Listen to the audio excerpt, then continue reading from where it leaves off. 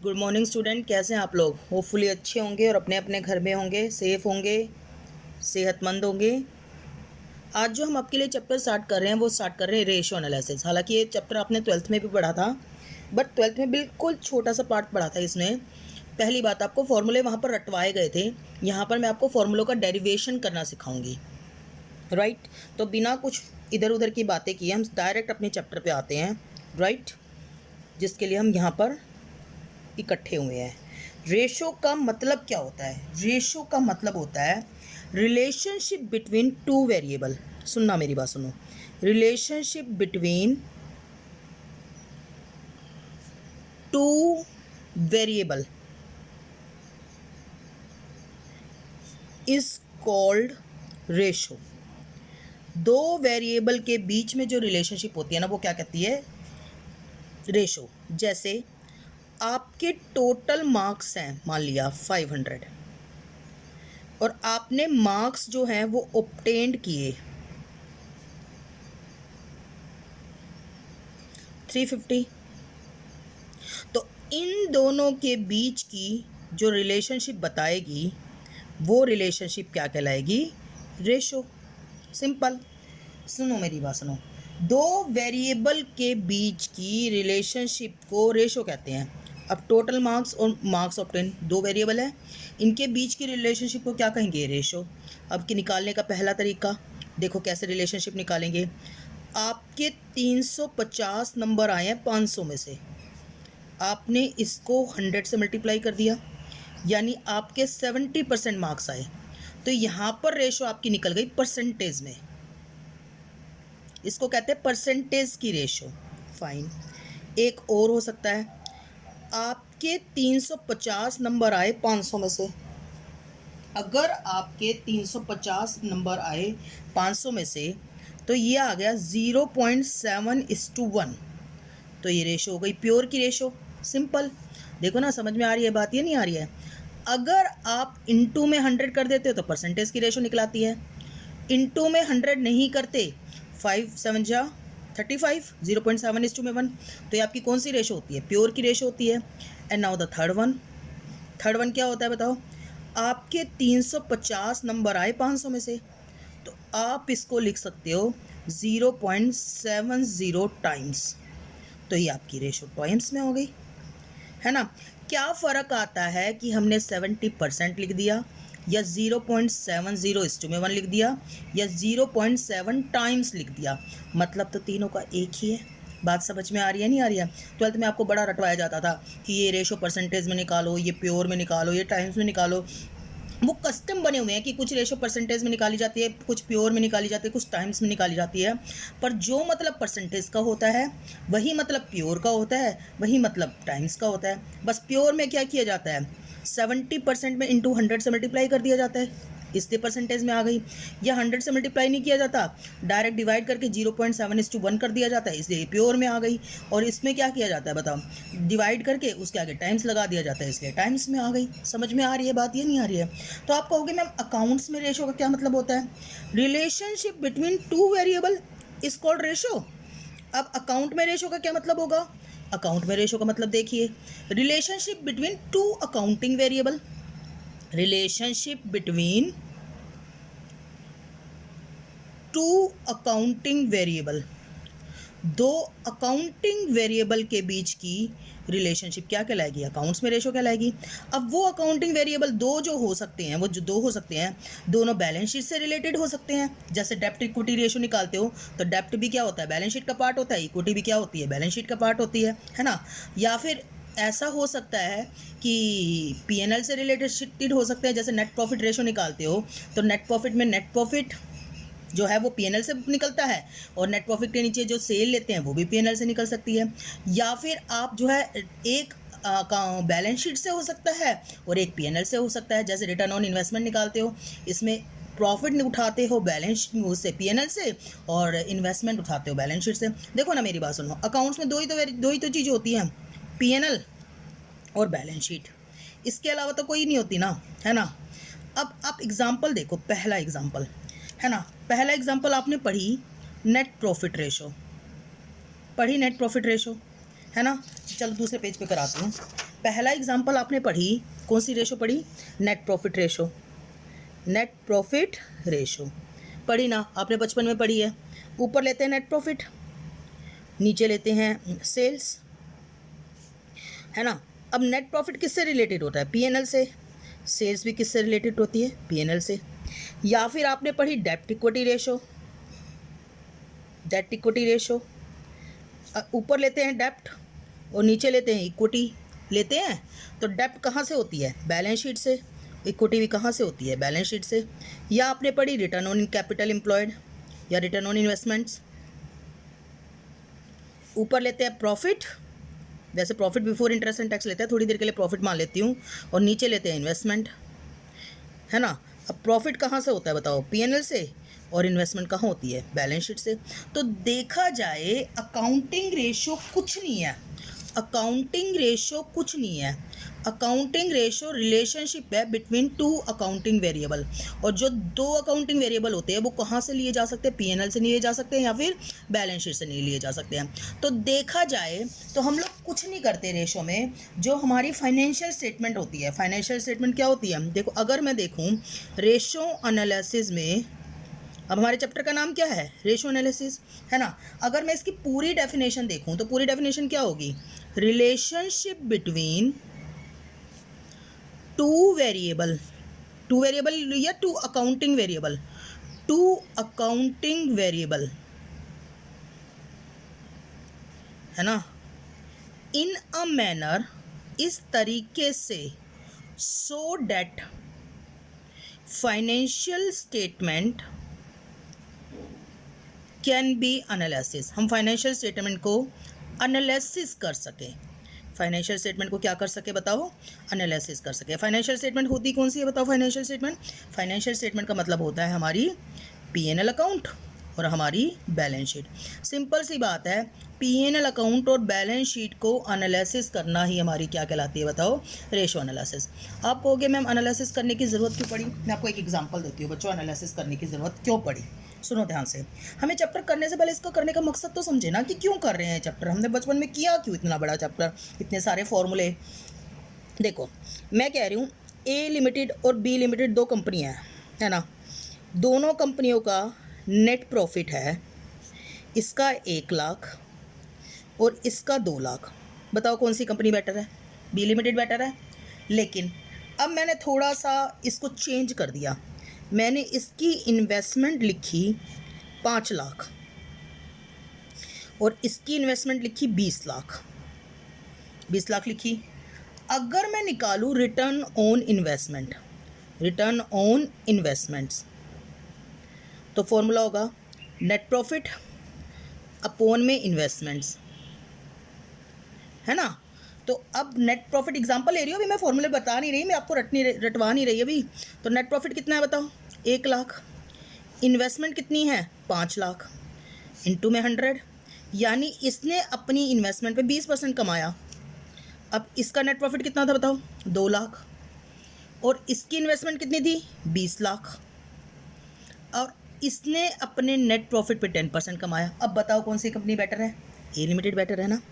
आप अगर सिर्फ पीएनएल अकाउंट को देखोगे तो पीएनएल अकाउंट को देखने के बाद आपको ये पता लगेगा B limited is better, better ना। लेकिन जब आप उसका रेशो एनालिसिस कर दोगे, जब आप उसका रेशो एनालिसिस कर दोगे तो आपको पता लगेगा ए लिमिटेड इज़ बेटर। देखो क्या होता है, हम लोग अपनी कंपनियों के पीएनएल अकाउंट बनाते हैं, अपनी कंपनी की बैलेंस शीट बनाते हैं, लेकिन पीएनएल अकाउंट और बैलेंस शीट से कभी ये पता नहीं लगता कि हमारी कंपनी अपवर्ड्स जा रही है या हमारी कंपनी डाउनवर्ड्स जा रही है। उसके लिए हमें रेशियो एनालिसिस करना पड़ता है। सिंपल सी बात है, देखो एक बच्चे के 20 नंबर आए और एक बच्चे के 50 नंबर आए, है ना। आपको लगेगा कौन सा बच्चा बेटर है? जिसके 50 आए हैं। लेकिन अब मैं कहूँ कि एक बच्चे के तो 40 में से 20 आए और एक बच्चे के 200 में से 50 आए। अब बताओ कौन सा बेटर है? जिसके 40 में से 20 आए उसके 50% हो गए और जिसके 200 में से 20 आए उसके 10% हो गए। तो अब बताओ कौन सा बेटर है? पहले वाला बेटर है ना। तो कभी भी एब्सोल्यूट फिगर से आपको कंपनी की सही सिचुएशन का पता नहीं होता। आपको उसमें को रेशो में कन्वर्ट करना पड़ता है ताकि आपको कंपनी की रियल सिचुएशन, सही सिचुएशन पता लग जाए। ये बात समझ में आई? चैप्टर करने का मकसद समझ में आया आपको, राइट? चैप्टर करना है ये बात अलग है, चैप्टर क्यों करना है ये बात अलग है। मैंने आपको बताया दो वेरिएबल के बीच की रिलेशनशिप रेशो कहलाती है, राइट? रेशो आपकी परसेंटेज में भी कैलकुलेट हो सकती है, प्योर में भी हो सकती है, टाइम्स में भी कैलकुलेट हो सकती है। बच्चों परसेंटेज में कैलकुलेट हो, चाहे प्योर में कैलकुलेट हो, चाहे टाइम्स में कैलकुलेट हो, मतलब तीनों का क्या है, सेम ही है। बात समझ में आ रही? कोई फ़र्क नहीं पड़ता, आप परसेंटेज को प्योर लिख दो, प्योर को टाइम्स लिख दो, राइट? फिर मैंने कहा अकाउंट में रेशो का मतलब क्या होता है, दो अकाउंटिंग वेरिएबल के बीच की रिलेशनशिप, दो अकाउंटिंग वेरिएबल। और वो अकाउंटिंग वेरिएबल कहाँ से पता लगते हैं हमें? पीएनएल अकाउंट से और बैलेंस शीट से। देखा जाए तो हम सिर्फ पीएनएल अकाउंट और बैलेंस शीट को एनालिसिस कर रहे हैं। तो रेशो एनालिसिस क्या हो गया? Relationship between to accounting variable in a manner so that financial statement can be analysis. हम फाइनेंशियल स्टेटमेंट को क्या कर सकें? एनालिसिस कर सकें। समझ में आ रही है बात, ये नहीं आ रही है? आपको पर्पस समझ में आया चैप्टर करने का? अब आप मैम ये तो ठीक है, हमें चैप्टर तो करने का मकसद तो समझ में आ गया, हमें बताओ हमें रेशो कौन कौन सी करनी है। बच्चों आपको जो रेशो करनी है ना, इन सब का मतलब मैं बताऊंगी आपको, लेकिन आपको जो रेशो आपको जो करनी है वो आपको करनी है, सबसे पहली रेशो जो आपको करनी है that is short term solvency ratio. Short term solvency ratio, right? फिर आपको करनी है long term solvency ratio. Long term solvency ratio.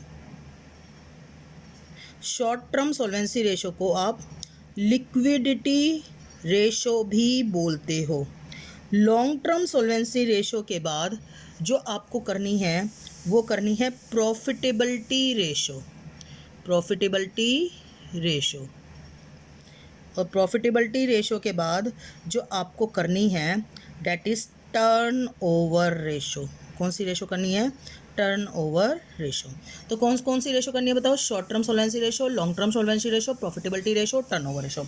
अब मैडम आप ये बता दो शॉर्ट टर्म सोल्वेंसी रेशो में हम कौन सी रेशो पढ़ेंगे? बच्चों शॉर्ट टर्म सोल्वेंसी रेशो में हम सिर्फ कुछ ही रेशो पढ़ेंगे, जिसका पहला नाम होगा, जिसमें आपकी पहली रेशो होगी कौन सी रेशो? करंट रेशो, जो आपने 12th में पढ़ी भी है। दूसरा क्विक रेशो। क्विक रेशो या इसको हम एसिड टेस्ट रेशो भी बोलते हैं, या इसका नाम होता है लिक्विड रेशो। बच्चे कंफ्यूज हो जाते हैं, this is liquidity and this is liquid. And third ratio इसमें हम पढ़ेंगे cash interval ratio. Simple, okay fine. ये तीन रेशो हम शॉर्ट टर्म सोल्वेंसी रेशो में पढ़ेंगे। तो ma'am long term solvency ratio में हम कौन सी रेशो पढ़ेंगे? पहले मैं आपको बता दूँ ना कौन सी पढ़नी है। लॉन्ग टर्म सोल्वेंसी रेशो में हम जो रेशो पढ़ेंगे वो पढ़ेंगे डेब्ट इक्विटी रेशो। डेब्ट इक्विटी रेशो, प्रोप्राइटरी रेशो,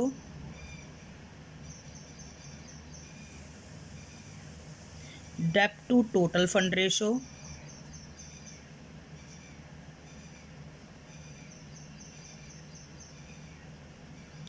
डेब्ट टू टोटल एसेट रेशो,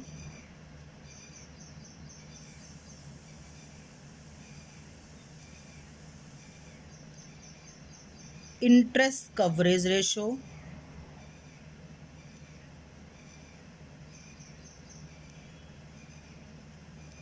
और capital gearing ratio. Capital gearing ratio ma'am 12th में तो नहीं पढ़ी थी हमने इतनी सारी।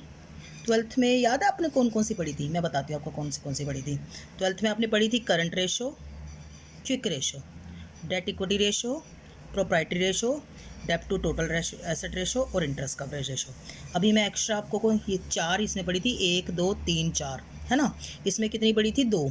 तो मैं आपको एक्स्ट्रा कौन सी करा रही हूँ? कैश इंटरवल रेशो, यहाँ पर डेब्ट टू टोटल फंड रेशो, और कौन सी रेशो? Capital gearing ratio. तो ये आपकी लॉन्ग टर्म सोल्वेंसी रेशो हो गई। अब मैम प्रॉफिटेबिलिटी रेशो में कौन सी रेशो पढ़ेंगे? चलो देख लेते हैं प्रॉफिटेबिलिटी रेशो में कौन सी रेशो पढ़ेंगे। प्रॉफिटेबिलिटी रेशो में जो हम रेशो पढ़ेंगे वो कौन कौन सी पढ़ेंगे, पहले मैं आपको बना दूँ ना, आज तो बस मैं आपको बेस बनाऊंगी। प्रॉफिटेबिलिटी रेशो, इसमें हम पढ़ेंगे कौन कौन सी प्रॉफिटेबिलिटी रेशो में कौन कौन सी रेशो पढ़ेंगे। सबसे पहले ग्रॉस प्रॉफिट रेशो, फिर operating profit ratio,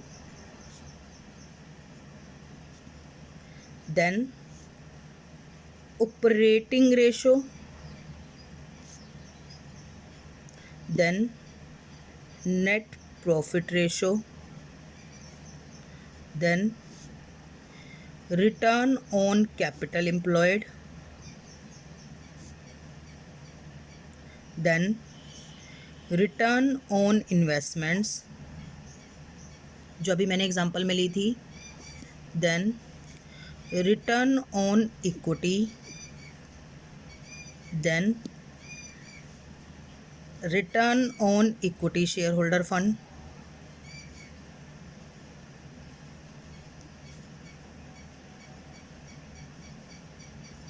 then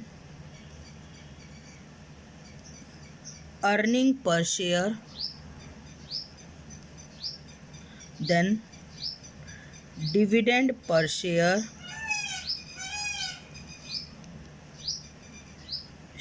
then price earning ratio. अब आपको कि मैम ये तो चक्कर आ गए, 12th में तो इतनी सारी नहीं थी, तभी भी इतने फॉर्मूले थे, हमें रेशो एनालिसिस का चैप्टर नहीं हुआ था क्लियर, इसलिए तो कह रही हूँ बच्चों अभी जो मैं रेशो पढ़ाऊंगी उसमें आपको कोई भी फॉर्मूला नहीं रटवाऊंगी, आपको फॉर्मूले डेराइव करना सिखाऊंगी, क्योंकि रटवाऊंगी तो आप कितने रटोगे, रट नहीं पाओगे बिल्कुल, जब 12th में ही नहीं रट पाए तो आप क्या रट पाओगे। समझ में आ रही है बात या नहीं आ रही है। आपको सारे फॉर्मूले डेराइव करना सिखाऊंगी कि वहाँ पेपर में बैठे बैठे आप खुद बना लो फॉर्मूले, रट के नहीं करेंगे हम लोग। वैसे 12th में इसमें कौन कौन सी थी, gross profit, profit, operating, net profit और रिटर्न ऑन कैपिटल एम्प्लॉयड। ये 1 2 3 4 5 6 एक्स्ट्रा है। समझ में आ रही है बात या नहीं आ रही है। 12th में तो रेशो ही 16 थी, 16 या 14 थी, इसमें 10 तो ये हो चुकी हैं, 10 3 13 और 13 और 6 19, 19 रेशो तो हो चुकी हैं, है ना। और अभी टर्नओवर रेशो हमारी बाकी है। डरो मत, बिल्कुल इजी चैप्टर करके कराऊंगी। इवन सबसे पहले आप इसी का क्वेश्चन उठाओगे, आप चिंता मत करो बिल्कुल भी। Right, turnover ratio, turnover ratio में आपकी जो आएगी वो पहले कौन सी टर्नओवर रेशो आएगी, वो आएगी इन्वेंट्री टर्नओवर रेशो, दूसरी आएगी रिसीवेबल टर्नओवर रेशो या ट्रेड रिसीवेबल भी कह सकते हैं, ट्रेड रिसीवेबल टर्नओवर रेशो। फिर स्पेलिंग समझ में आ रही है, टर्न ओवर, मैं दोबारा लिख देती हूँ, ट्रेड रिसीवेबल टर्नओवर रेशो। फिर जो थर्ड आएगी वो आएगी ट्रेड पेबल टर्नओवर रेशो। आप प्लीज़ अपनी नोटबुक में नोट्स बना लेना, ट्रेड पेबल टर्नओवर रेशो। फिर जो इसमें आएगी working capital turnover ratio,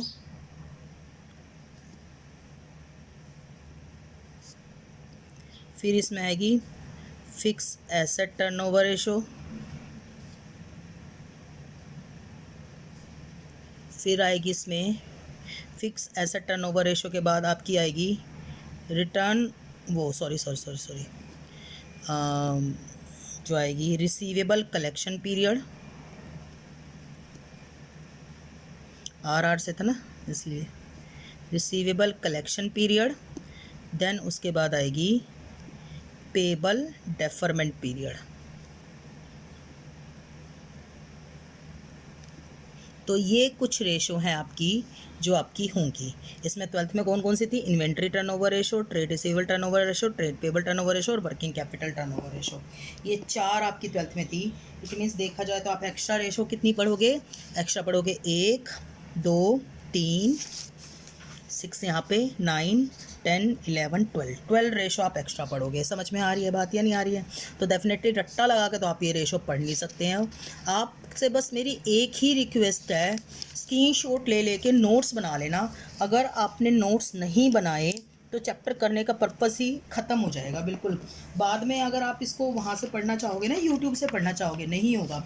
even जो भी मैं कराती हूँ ना, आप उसके नोट्स बनाते रहा करो। जैसे जनरल एंट्री है, जैसे मैंने इंटरनल रिकंस्ट्रक्शन का चैप्टर कराया, तो जितनी भी जनरल एंट्री अपनी नोटबुक में कॉपी करो। देखो बच्चों, पढ़ने का जो सबसे बेस्ट मेथड है ना, वो नोटबुक और बुक्स ही होता है। अगर ऐसा नहीं होता तो हर बच्चे के हाथ में लैपटॉप होता और लैपटॉप से पढ़ रहा होता। ये स्कूल्स कॉलेज इनकी ज़रूरत ही नहीं पड़ती हमें, समझ में आ रहे हो?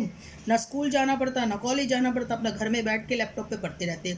बट सीरियसली मैंने अपनी लाइफ में सीए कर लिया है, मैं आपको गारंटी से कह सकती हूँ, गारंटी से, ऑनलाइन स्टडी सिर्फ एक मजबूरी होती है ना। जो मज़ा पढ़ने का फेस टू फेस नोटबुक में होता है, अपने हाथों से क्वेश्चंस निकालने का जो मज़ा होता है ना, जो जो नशा होता है अपने हाथों से क्वेश्चन निकालने का, अगर चैप्टर समझ में आने लग जाए तो अपने हाथों से क्वेश्चन निकालने का जो नशा होता है ना, वो किसी बात में किसी लैपटॉप पे क्वेश्चंस पढ़ने का नहीं होता। वो तो सिर्फ एक फॉर्मेलिटी होती है कि लैपटॉप पे कॉन्सेप्ट दिए हैं पूरे के पूरे, आप उसको रीड करते जा रहे हो करते जा रहे हो, फिर वो आप रीड ही तो कर रहे हो ना। अगर आपको क्वेश्चन समझने हैं अपने हाथों से, वो नशा चाहिए क्वेश्चन करने का, जो 12th का नशा था। जब याद है 12th में अकाउंट्स पढ़ते थे तो क्वेश्चन निकालने का एक नशा होता था, वो जो है ना, वो नोटबुक में ही क्वेश्चन प्रैक्टिस करने से आता है, अदरवाइज कहीं से नहीं आ सकता। तो प्लीज़, इतना लंबा भाषण, इतना लंबा जो मैंने आपको लेक्चर दिया ना, उसके पीछे देने का मकसद यही है कि जितना भी मैं कराती जा रही हूँ, जिस भी लेक्चर में, जिस भी वीडियो में, आप उसे प्लीज़ नोटबुक में कॉपी करेंगे। Thank you so much. आज की वीडियो में इतना ही। कल से हम अपनी रेशो स्टार्ट करेंगे। समझ में आ रही है बात या नहीं आ रही है? राइट।